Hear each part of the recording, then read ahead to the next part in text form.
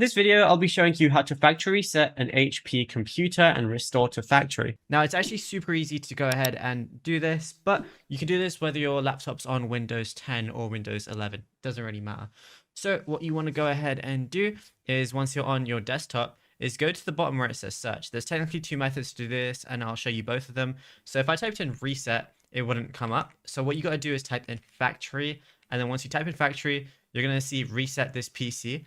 And it's going to be in the system settings. So if you want to do this, you could also just go over to settings, then go to system, and then go to recovery, and then it's going to be here as well. Then you're going to see recovery options. It's going to say reset this PC. You can choose to keep or remove your personal files and then reinstall Windows after that. So what you want to do is press reset this PC. Now you have a choice. If you're someone who's keeping your PC, but maybe you just want to factory reset it so that your PC, runs fast or anything like that, maybe it's clogged up with a lot of unnecessary files, you can choose the first option, which is keep my files, which removes apps and settings, but keeps your personal files.